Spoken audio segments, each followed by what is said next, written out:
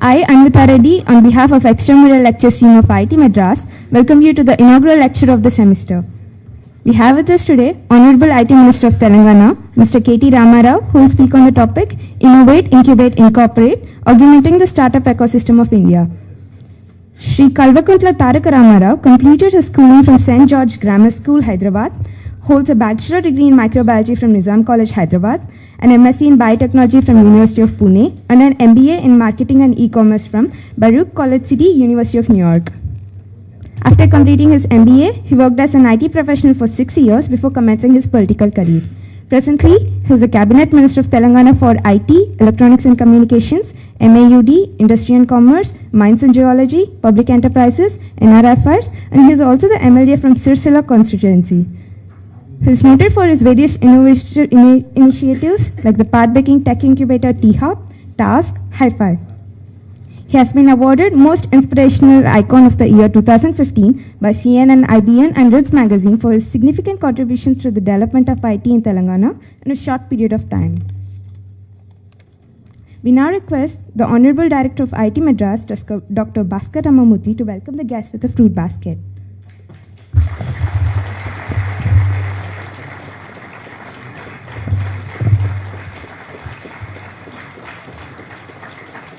Thank you, sir. I now invite Mr. Kalvakuntla Ramarao to deliver his much anticipated talk on Innovate, Incubate, Incorporate, Augmenting the Startup Ecosystem of India.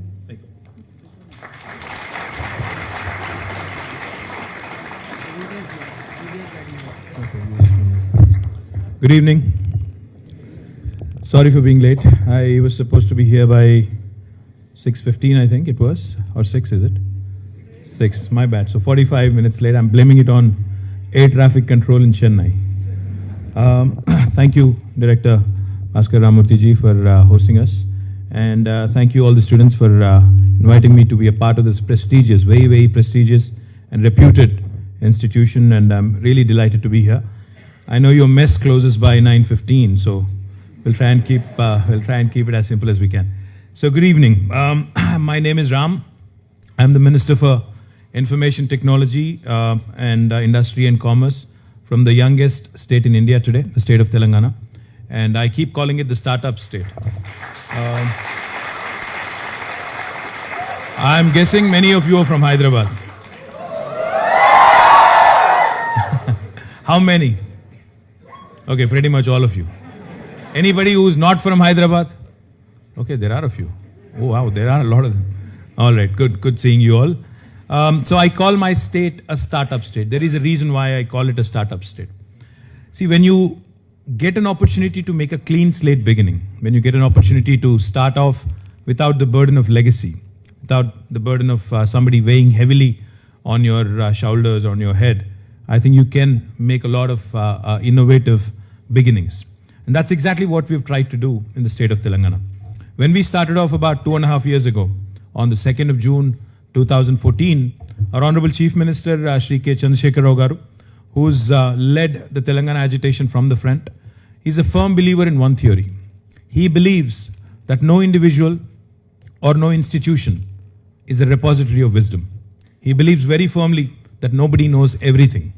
For a leader, for a minister, for a chief minister, or for any individual to think that I know everything, I'm an expert at everything, would be a fallacy.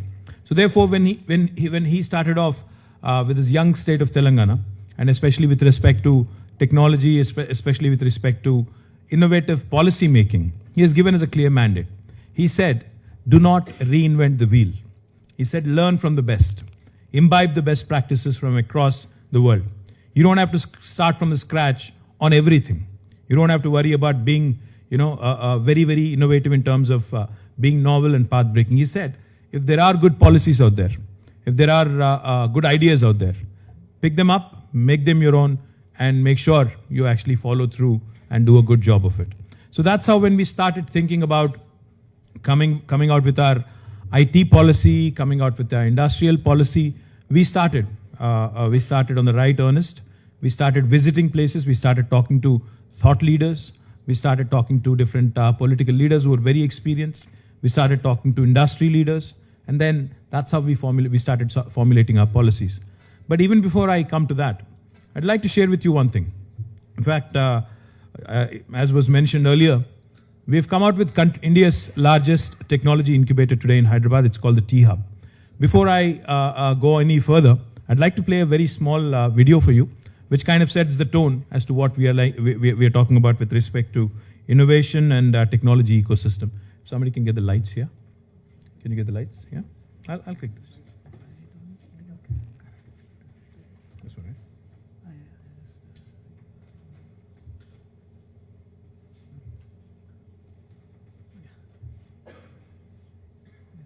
Okay, want to play that? With audio?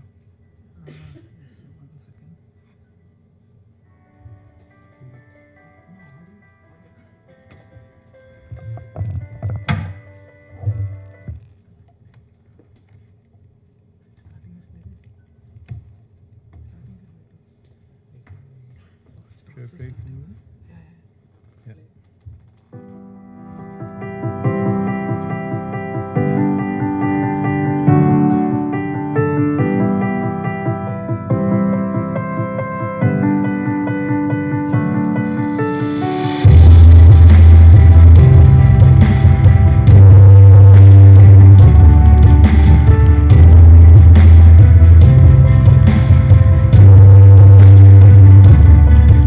So the dream was always to make Hyderabad one of the top 10 startup destinations in the world. So we started off with Catalyst, which is our incubator, but we've gone further than that, and now we are calling ourselves the fastest growing startup engine. This is, in fact, the first look at the new India of tomorrow. And this can be the starting point of that new wave. So it's a great privilege to be here today. I am here to be mostly inspired by your dreams, your ambitions, and what I think you're going to do going forward in terms of changing the world because of what you do here at T-Hub and beyond. Thank you so very, very much. The next journey for us is to enable startups to significantly scale up and go to market. Whatever it takes for us to foster that is what we're going to focus on. The last 1 year at T-Hub has been incredible. We have startups being born every day. We have corporates moving in and wanting to solve innovation challenges. We've got events happening all over the place in various fields. And we've got funding happening also. So it's been incredible.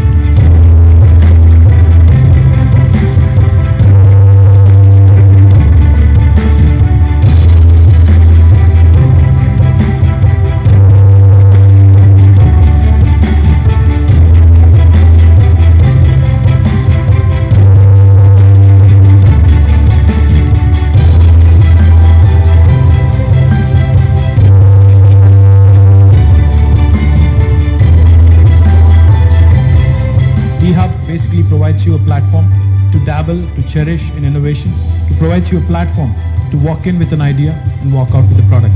Intent is very, very straightforward: to make Hyderabad the startup capital of the country. We have formed a program called T-Bridge that acts as a tunnel both in and out of India. The idea is that Indian startups from anywhere across the country that want to access global markets can come through different T-Hub programs through T-Bridge and get access to the US, the UK and multiple other countries. We want to be very thankful to the benevolent board of directors and advisory committee members who made this dream possible. And these are visionaries from the venture capital space, from the government and from the corporate space. And without them, this journey wouldn't have even started, let alone take off. The corporate partners who come to us to scout out innovation, to scout out deal flow, and to help us create this amazing scale is a unique set of stakeholders that we want to profusely thank from the bottom of our heart. So we're really excited that we're about to launch a new building in Hyderabad, the Reactor Building. It's a 350,000 square foot iconic building that will not only house startups, but incubators, accelerators, service providers, corporate innovation divisions, everything that it takes to build a startup ecosystem.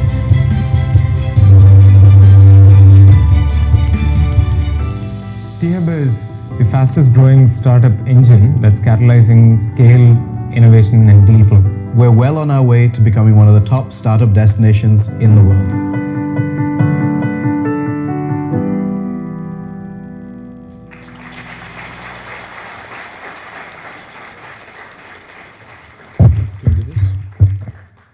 close this. Right, so going back to what I was saying. So the theme of today's evening was innovate, incubate, and incorporate, the 3I mantra, as I call it. I'm sure there are students from mechanical engineering, automobile engineering. Are you there? Nobody? Okay. The 3D mantra, as they call it, which applies to you guys. Define, design, deliver. It holds true even today. I think it works even today in your world. But in the shifting, in the fast-changing economic landscape that the world has become today, the digitally connected space it has become today, I think it's important that you actually innovate very, very quick. Also, incubate even more quickly, and incorporate at the same pace. Because if you think about it for a second, today the next big idea can come from anywhere in the world. Your physical location, the physicality of your location does not matter.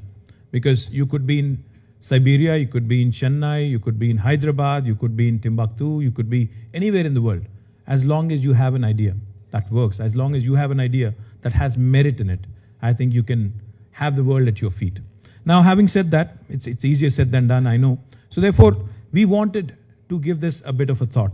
So when we started thinking about what to do, in fact, when I assumed office as a minister on the 2nd of June 2014, I asked my IT secretary, Jayesh Ranjan, who's somewhere here, I questioned. I said, Hyderabad has done reasonably well after Y2K, in 1998, the late 90s, and then eventually when India started getting some business in the IT space, more so mostly the back office, support kind of space, the support kind of work. We said we've done okay, we've created some jobs, we've done reasonably well, but what is the next big opportunity? And we started then talking to a lot of students, a lot of youngsters. And then what I've realized is, today's youngsters of India, like you guys, are not content. You guys are not happy in just being the back office of the world. You guys don't want India to be the tech support center, or if I have to put it bluntly, a BPO for the world. You want more. You aspire for more. In fact, you feel that if a Zuckerberg can do it, if a Larry or a Sergey can do it, why can't I do it?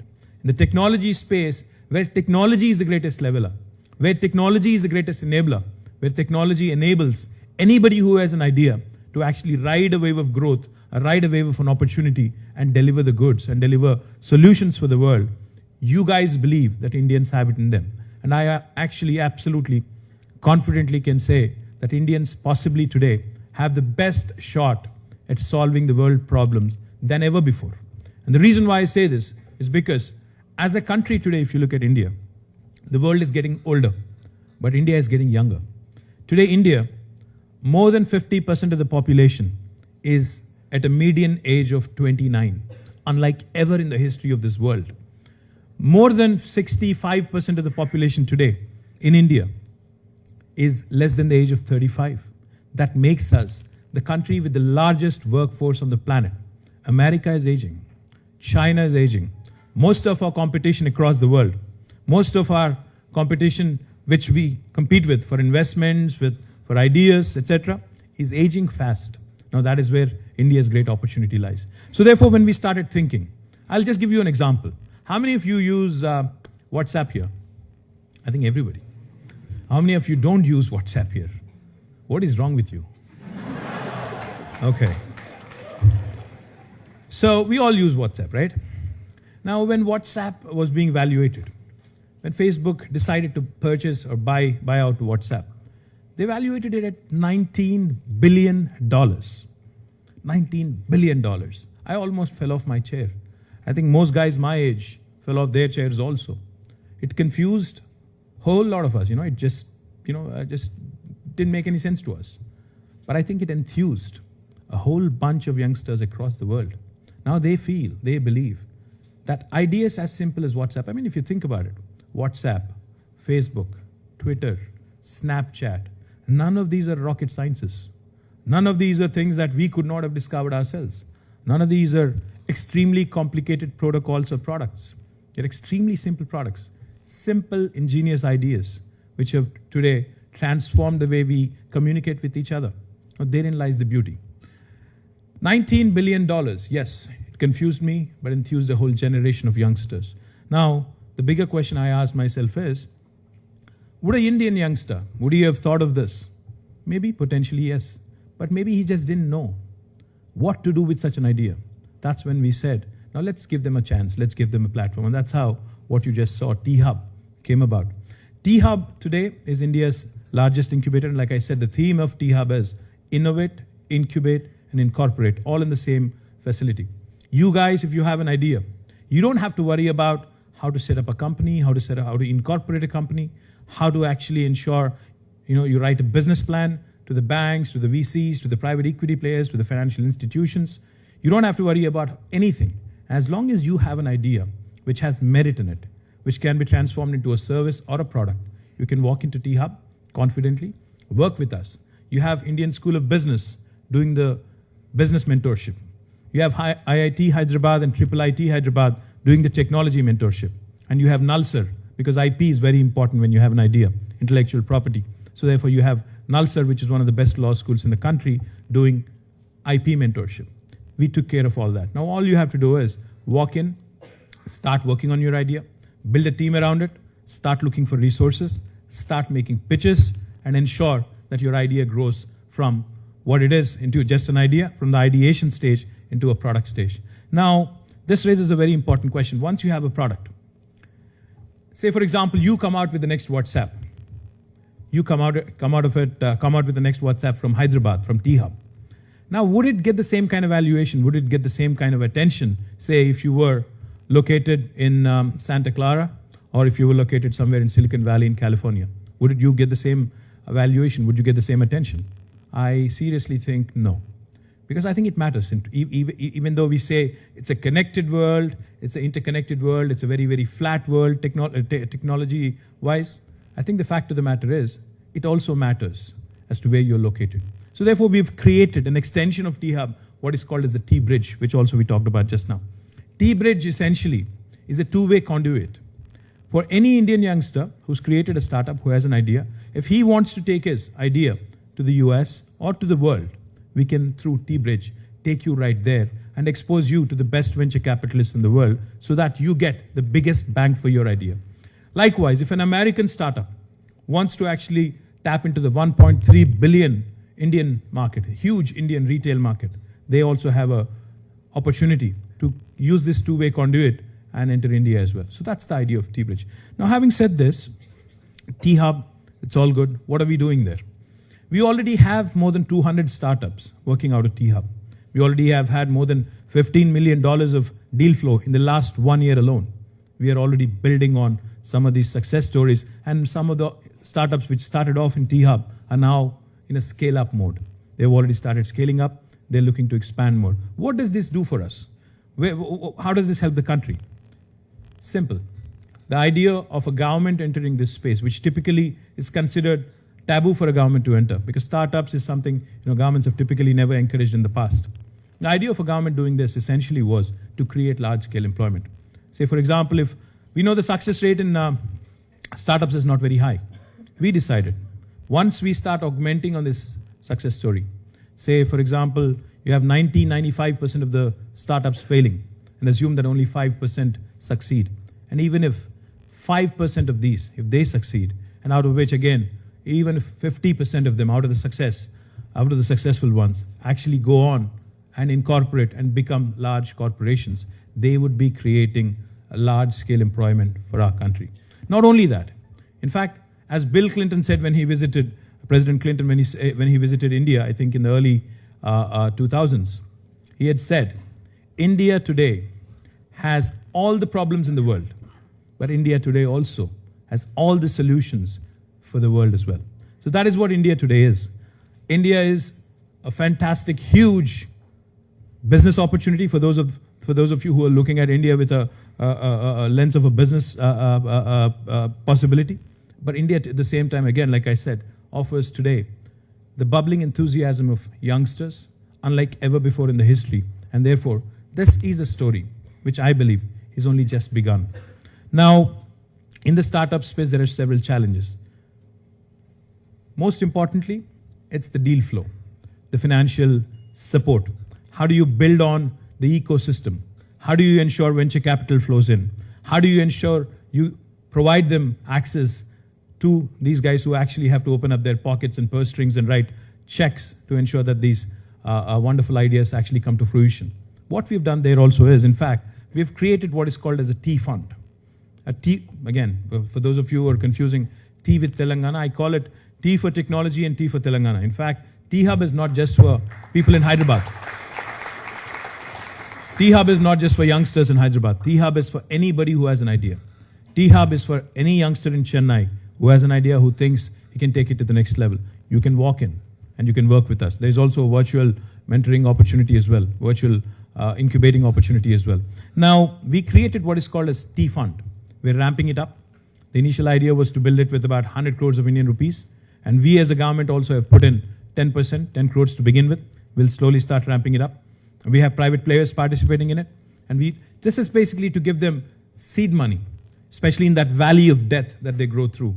Ensure that most of them, who just could have survived and gone on to become fantastic stories, had they received enough support at the right time. That is exactly what we have done. We've factored in that aspect as well and ensured that the financial security, financial availability, not security, but availability is also there as part of this larger plan. Now, T-Hub right now is a 70,000 square foot space in the IIT Hyderabad campus in Gachibowli. We're actually building it up. We're building phase 2, as you may also have noticed, which will be in about 350,000 square feet. And once it is completed by end of 2018, it will be the largest incubator in the world, not just in India. So that's the ambition of Government of Telangana. We are not happy in the fact that India is still known as just a tech support center or a back office for the world. We want more products to come out of India. We want more services to come out of India. We want to ensure that the new wonderful next waves of growth, the new and upcoming waves of growth. A lot of people talk about automation in IT. A lot of people say, you know, with automation coming in, we'd lose our jobs. India would lose its sheen. Unfortunately, they also keep forgetting with complexities in this space, more opportunities are also created. With the demonetization, now India is going towards digitization. With digitization, there are plenty of issues, plenty of avenues, plenty of opportunities. You have security, data security, cyber security, which is a huge challenge. You need more cyber warriors. Data analytics, with huge amounts of data, flowing around, with huge amounts of data flying around. You need analytics to make better business decisions. Data analytics is a huge opportunity. Design engineering, huge opportunity. Data warehousing, huge opportunity. If you are able to ride these next waves of growth, if you're able to ensure that your governments, your institutions, your organizations are aware of all the changes that are sweeping the world and are aware of the next waves of growth, which can create not only employment, but also can create solutions and products for the world, I think we'll be doing a great job as a country. So now, as a new state, the state of Telangana has embarked on a very, very ambitious journey. We have not only unveiled our innovation policy and also have created T-Hub, we have also unveiled several sectoral policies. We have an Internet of Things policy. We have an e-waste policy. We have a data center policy. We have a rural technology policy.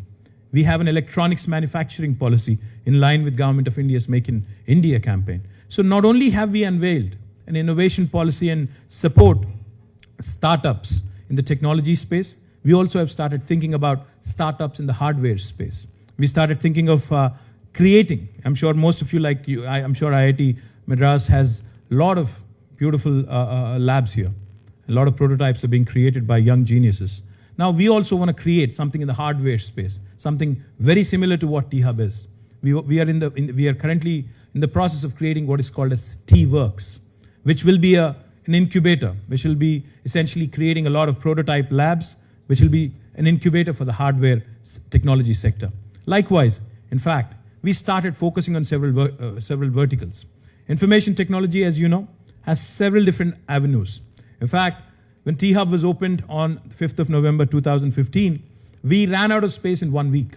Then we started thinking, how do we ensure that these youngsters who come to us are not disillusioned, are not dissuaded, are not discouraged? So we said, let's start building on sector-wise incubators. That's how we came out with what is called as IMAGE, Innovation in Animation, Gaming, Multimedia, and Entertainment. We already have another IMAGE center in Hyderabad, which is again about 30,000 square feet, which is doing well again, which is also full.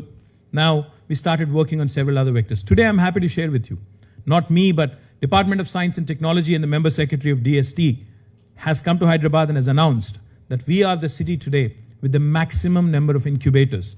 We have more than 15 incubators in various individual institutions across the city in Hyderabad. Our policy of innovation, our innovation policy, supports private incubators as well.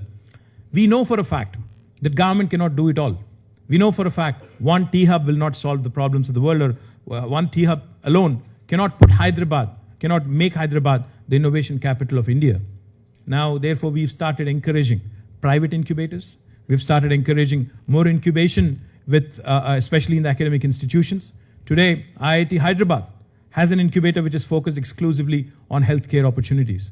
Likewise, there are several academic institutions in Hyderabad which have their own incubators, but again, come under the hub and spoke model. They also work closely with T-Hub in terms of mentoring, in terms of support, in terms of scaling up, etc., etc.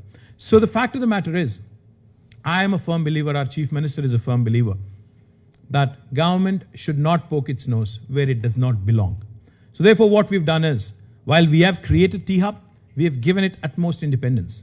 We don't indulge in the day-to-day affairs of T-Hub. We stay away. Except for our IT secretary, who is a director as a part of the board of directors, none of us ever go and disturb what T-Hub does. Because a creative field, a creative vent which has been created should not be disturbed by something as inane as government, if you ask me. So therefore, what we've done is we've stayed away. Because our Chief Minister keeps reminding us, governance is something that should be felt, should not be seen or heard. Our job is to create infrastructure. Our job is to create a platform. Our job is to create an avenue for youngsters to dabble, to innovate, to work.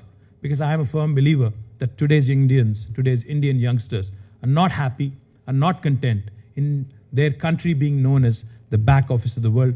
We want more. We surely are there, I think, all of us together at this point of time, unlike ever in the history, like I said, are at the cusp of an opportunity to break into the big league, to leapfrog, digitally speaking, from where we are into the first world, as they call it. And I'm very, very confident that this generation is the generation that will define India in days to come. Once again, thank you very much for this opportunity. And once again, I apologize for being late. Thank you very much.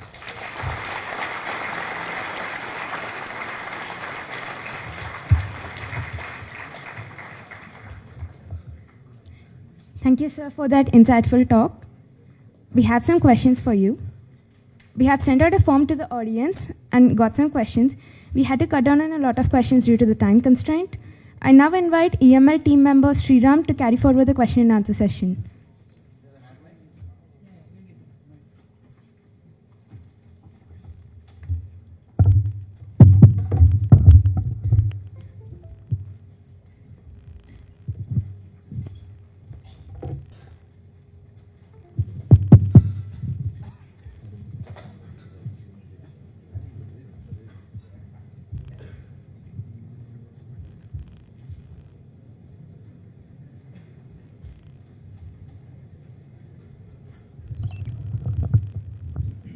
Good evening, sir. Like the Google's initiative, Google Codin, to encourage high school students to contribute to open source software, what is the Telangana government planning to encourage the startup culture in high school students? Well, in fact, one of the biggest moments I cherish as a minister, information technology, after I assumed office, is I received an email from a 12th grader saying, sir, I have an idea for a startup. I'd like to come and pitch it to you. Just out of curiosity, nothing else. In fact, I would have been very dismissive, but I said, I want to meet this kid. So he comes in. I write back to him saying, please come and see me. In his school uniform, along with a friend of his, both of them in their school uniforms, they start talking about the next big social media platform. He went on for about 5 to 7 minutes. It was a decent pitch. But what was so palpable, what was so infectious, was this young kid's enthusiasm. He was kicked, he was upbeat about it. So, long answer short, I think there is a lot of interest, especially from an elementary, from a very primary education kind of level, today to actually dabble in innovation. Now, toward that, our government has started building on what is called as giving course credits to anybody who actually goes through an entrepreneurship program. For example, if you're a high school student or a junior college student, and if you want to dabble in innovation, we're actually now going to come out with a system where you are actually credited, where you're given course credits for actually dabbling in innovation. That is something we do already. And the second thing we are also trying to do is ensure, in tandem, in combination with institutions like ISB, we are building on what is called as TEP, Technology Entrepreneurship Program. So most of the engineering graduates, most of the engineering undergraduate students who are interested in wanting to do or interested in building an enterprise are also supported by way of business plans, etc., etc. So a combination of course credits, and we also, by the way, have one more thing which we do, which is again very unique. We have a program called as Entrepreneur in Residence, meaning in India, as you know, if you try your hand at entrepreneurship and if you fail, in fact, one of the things I wanted to say is you should start celebrating failure also. I think in India, we don't celebrate failure as much. We think, failing means end of the world. I don't think so, because if you look around the world, most of the successful entrepreneurs have failed more than once. So we should start getting into that habit of also trying to learn from our failure. Now, the point I was trying to make is, if you fail in your entrepreneurial idea, and if you have to go back to the job market, T-Hub today gives you what is called as Entrepreneur in Residence, a certificate from ISB, which kind of puts a stamp on your credentials, saying this guy actually tried, but nonetheless, he could not succeed as he wanted to, but at the same time, he's good enough to go back and start working in a professional fashion. So these are all a combination of things we do today. Billion-dollar babies or T-Bridge scale up local startups to a global level and vice versa. What other fields can benefit with some global exposure and how can it be made possible? Well, T-Bridge, the idea, like I said, is, if you have a unique and a world-class idea, if you really want to scale up and if you really want to take it to the world, I think you need a platform. The best of ideas also sometimes are withered away because, you don't really have a platform. So therefore, what we've thought is, in fact, if you're exposed to the venture capital community and Sand Hill Road, most definitely you may get an opportunity to actually get a significant investment into your organization, to scale up your organization and actually build a product with a great deal of confidence. In India today, the problem is there isn't enough deal flow happening. There isn't enough investment flowing in either.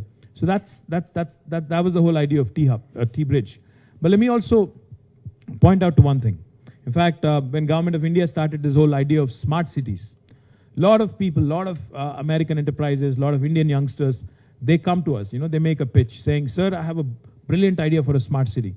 And about, I think, 6 months ago, there was this American corporation, a large corporation, which walked in. They said, sir, we have the best smart city solution. I said, why don't you show it to me? So this guy was giving a fancy presentation, and then he goes, sir, if somebody cuts the lane abruptly from one lane to another, I can send you an alert, send an alert to your traffic command and control center. I said, great, but why don't you send me an alert when somebody is heading at me in a one-way street? He said, why? Why would you need that? I said, welcome to India. That's the world we live in. Point I'm trying to make is, it's not good enough to have an idea which has a global appeal. What is equally important is your idea should be relevant to the context that it is supposed to address. If you are building a solution for India, don't blindly imitate something that has been done in Los Angeles or Barcelona, bring it to me and try and sell it to me. It doesn't work. What works in Barcelona does not work in Chennai. What works in Hong Kong does not work in Hyderabad. We have to Indianize. We have to come out with our own solutions. We have to come out with our own formulas and recipes. So therefore, it's great to talk about billion-dollar babies, unicorns and all that, but I think India as a market, its potential has not even been, there hasn't been a scratch on the surface yet. We have a huge potential. Before we start thinking about conquering the world, let's try and conquer India. Because if you conquer as something as complex, I'm sure most of you got this at home when you come here. Most of us are taught right when we try and get a stamp and try and travel abroad. We are told, boss, if you can drive in India, you can drive anywhere in the world. So if you succeed in India with your startup idea, I promise you, you can succeed anywhere in the world.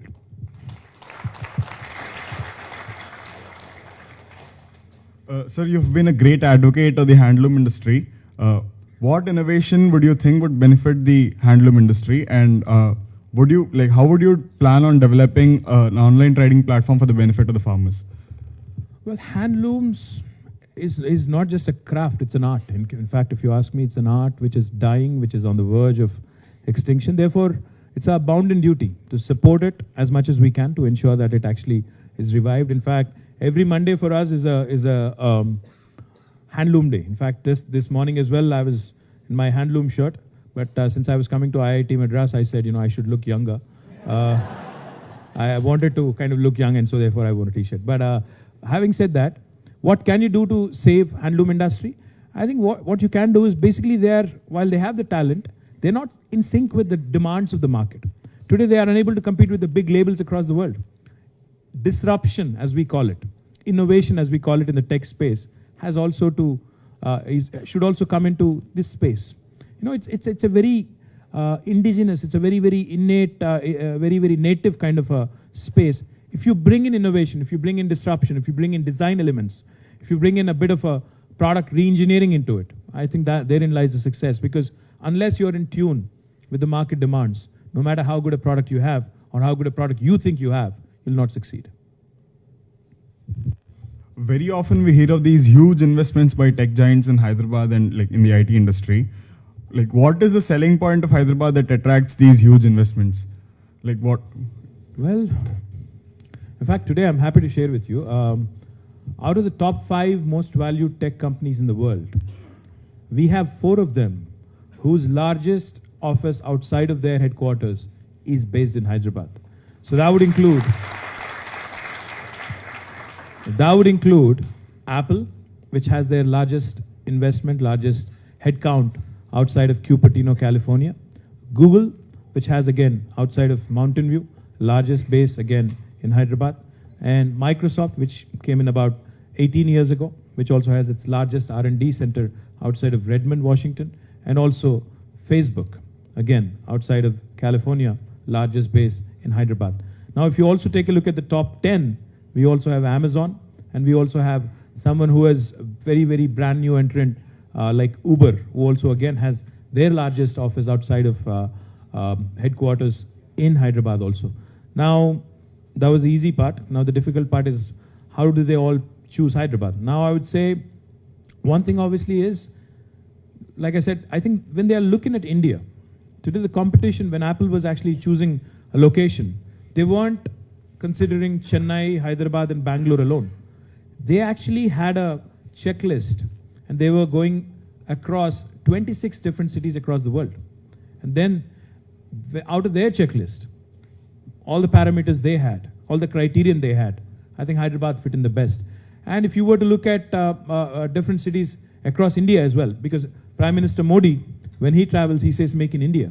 He doesn't say make in Telangana, he doesn't say make in Tamil Nadu, he says make in India. So when an investor starts looking towards India, we as a state, under the leadership of our Honorable Chief Minister, have been very, very progressive, have been very, very dynamic. We've reached out to the world. We said, if you're considering India, give us a chance, consider us. If you don't like us, go elsewhere, but do consider us. So we've been able to ensure that when they are considering India as an option, we've been able to put Hyderabad right up there in terms of all the advantages it has to offer: human resources, locational advantages, infrastructure, the bigger bang for the buck, etc., etc. There's a bunch of things I can go on and on about. But what makes Hyderabad very, very unique is it has got the global appeal. It retains the old world charm, and it doesn't have the humidity of Chennai, by the way. So it makes it very, very attractive. Thank you, sir. Thank you, sir. In the wake of climate change, what is your vision for renewable energy and smart cities? Well, renewable energy is a fascinating subject. In fact, our Chief Minister is a very, very big environmentalist. As a man who comes from the grassroots, he started building on this amazing story. He, as a legislator in his constituency called Siddipet, about 20 years ago, launched a program called Haritaharam there. And in his entire constituency, he started planting more than a few thousand saplings. Now, as the Chief Minister of the state today, he is embarked on a larger mission. He's today, in fact, conceived what is possibly the third largest effort in human history. We are going to plant 230 crore saplings over a period of 5 years. We're already done with about 40 crores, but we are going to plant another 190 crore of saplings, and this will take our green cover from 24%, which is what it is at today, to about 33%. That is our contribution to the environment. Now, coming to renewable energy, we as a state, in fact, have surpassed the national mandate. National solar policy mandates that we meet more than 10% of our energy requirements from solar or wind or a hybrid of these two at this point in time. Now, as a state today, we meet more than 15% of our energy requirement from solar. In fact, as a state, we've already commissioned more than 1,000 megawatts of solar power. We already have completed and closed 3,000 megawatts of solar bids, and we've discovered the second lowest price in the country as well. At the same time, we're also, in fact, just this morning I had a very interesting meeting with somebody who's an expert in fossil fuel technologies as well. So renewables is a subject that's extremely close to our heart. We're also thinking of how to ensure the PLF improves. In fact, a lot of people tell us, well, solar's PLF is only 20%. A lot of people tell us that this might go up to 40% if it's a hybrid, a wind-solar hybrid. So we are dabbling in multiple ideas and multiple solutions that we are being proposed, but we are more committed than Government of India when it comes to renewable energy is what I can say. Thank you, sir. That ends the question and answers. I'll hand it over to Anvita once again. Thank you. Thank you, Sriram. Thank you, sir, for that very interesting talk. I'm sure I speak for the audience when I say we gathered a lot of inspiration from your talk. We express our gratitude to Honorable Minister Mr. KT Rama for giving us this opportunity to have him with us today. Sir, it was indeed a great pleasure hosting you here. I now request the Honorable Director of IIT Madras, Dr. Bhaskar Ramamurthy, to felicitate the speaker with a memento.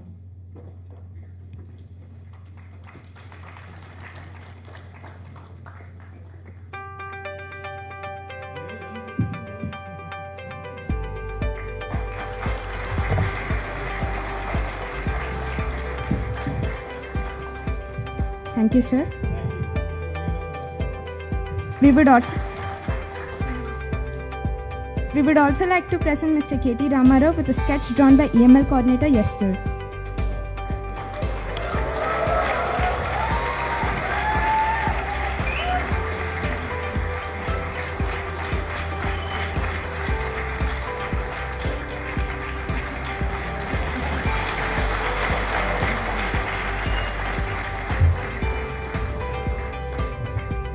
I request the audience to stay.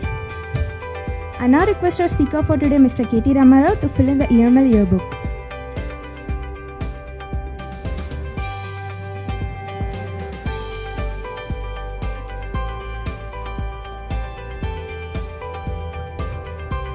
EML team wishes everyone a very happy new year.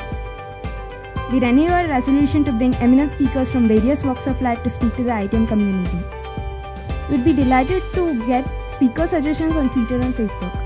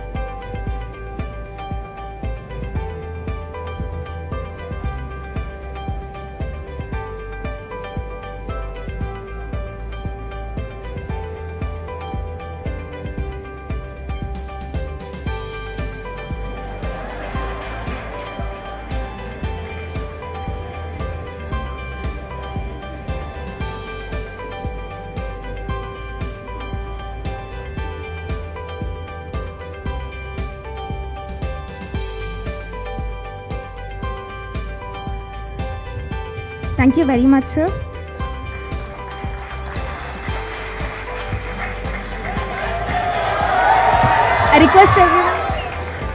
I request everyone to stay till the speaker leaves.